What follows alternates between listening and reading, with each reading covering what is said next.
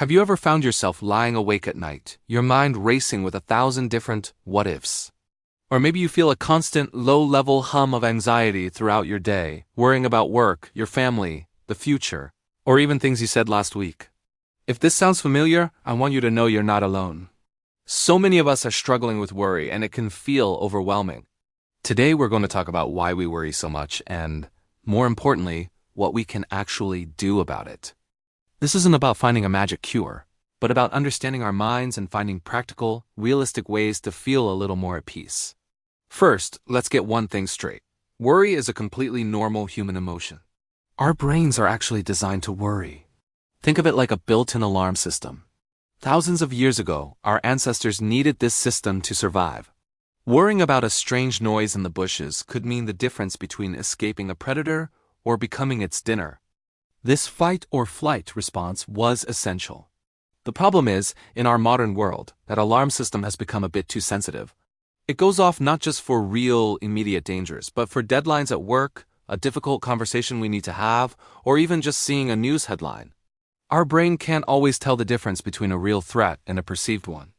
So it triggers the same stress response, flooding our bodies with hormones like cortisol and adrenaline, leaving us feeling on edge and anxious.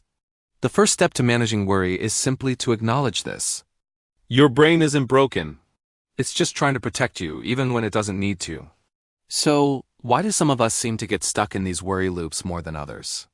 One big reason is our desire for control and certainty.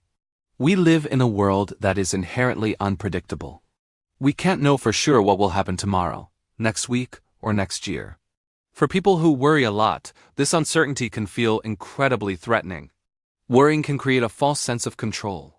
It's as if by thinking through every possible negative outcome, we can somehow prepare for it or even prevent it from happening. We might tell ourselves, if I worry about this presentation enough, I'll be ready for any tough questions. But in reality, all this excessive thinking does is trap us in a cycle of anxiety. We're spending our precious mental energy on problems that haven't even happened and may never happen. It's like trying to solve a puzzle with half the pieces missing. You just end up going in circles. Another common trap is what's called catastrophic thinking.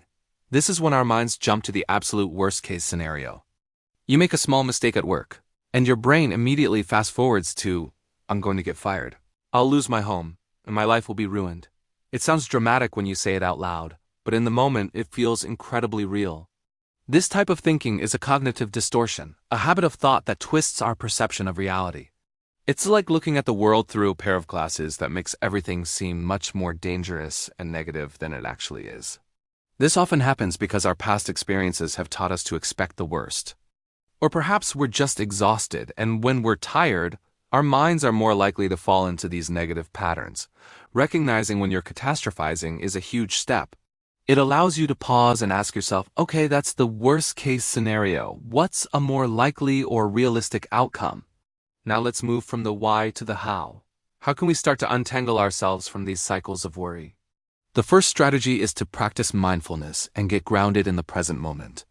Worry almost always lives in the future, in the land of what if. When you feel your mind starting to spin, try to bring your attention back to the here and now. One simple technique is the 5-4-3-2-1 method. Wherever you are, stop and name 5 things you can see, 4 things you can feel, 3 things you can hear, 2 things you can smell, and 1 thing you can taste. This simple exercise forces your brain to focus on your immediate sensory experience, pulling it out of the future and back into the present. It acts like a circuit breaker for your anxiety. It doesn't solve the problem you're worried about, but it gives you a moment of calm and clarity, which is often exactly what you need to think more rationally.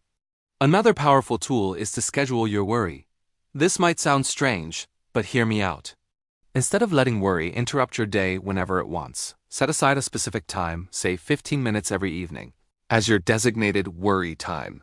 When a worry pops into your head during the day, tell yourself, thanks for the reminder, brain. I'll think about that at 6:30 p.m. Write it down on a piece of paper. Then, when your worry time arrives, sit down with your list and let yourself worry about those things for the full 15 minutes. What you will often find is that many of the things you were worried about in the morning don't seem as important by the evening.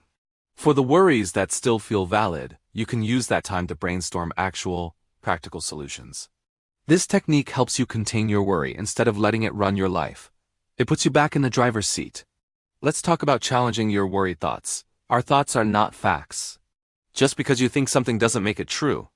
When a worried thought comes up, instead of just accepting it, treat it like a hypothesis that needs to be tested. Play the role of a detective. Ask yourself questions like, what's the evidence that this thought is true? What's the evidence that it's not true? What's a more balanced or compassionate way to look at this situation? If my best friend had this worry, what would I tell them? This process, known as cognitive restructuring, helps you break the habit of automatically believing your negative thoughts. It creates a space between you and your worry, allowing you to see it more objectively. It's not about pretending everything is fine. It's about looking for a more realistic and less fear-driven perspective. It's also crucial to focus on what you can control and let go of what you can't. A lot of our anxiety comes from trying to manage things that are completely outside of our influence, like other people's opinions or global events. A helpful exercise is to take a piece of paper and draw a circle. Inside the circle, write down all the things related to your worry that are within your control. This could be your actions, your effort, your attitude, or how you prepare. Outside the circle, write down all the things you can't control, like the final outcome, other people's reactions, or unexpected events. Once you're done, make a conscious decision to focus your energy only on the things inside the circle. This simple act can be incredibly liberating. It shifts your mindset from helpless worrying to proactive problem solving, empowering you to take action where it actually makes a difference. Don't underestimate the power of your physical health in managing worry. Your mind and body are deeply connected. When you're not taking care of your body, your mind is much more vulnerable to anxiety. Are you getting enough sleep? Sleep deprivation is a major trigger for anxiety and negative thinking. Are you moving your body regularly? Exercise is one of the most effective anti-anxiety tools we have. Even a brisk 20-minute walk can release endorphins and reduce stress hormones. And what about your diet? Eating balanced meals and staying hydrated helps stabilize your mood and energy levels. These aren't just nice-to-haves.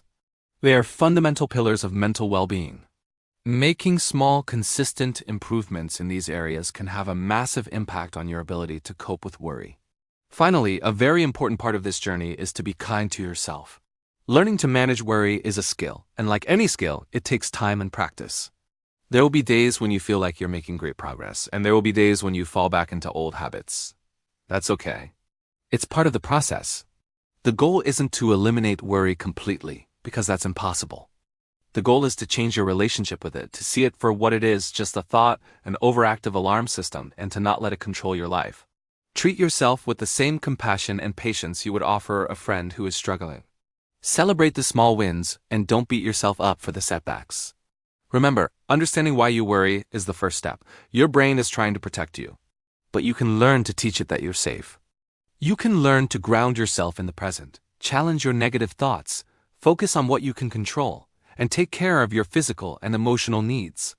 It's a journey, not a destination. If you feel like your worry is severe and interfering with your daily life, please consider reaching out to a mental health professional. Talking to a therapist can provide you with personalized tools and support. You don't have to go through this alone. Thank you so much for spending this time with me today. I hope these insights and strategies give you a starting point for finding more peace and calm in your life. If you found this helpful, please give it a like and consider subscribing for more content on mental well-being. Take care and be kind to your mind.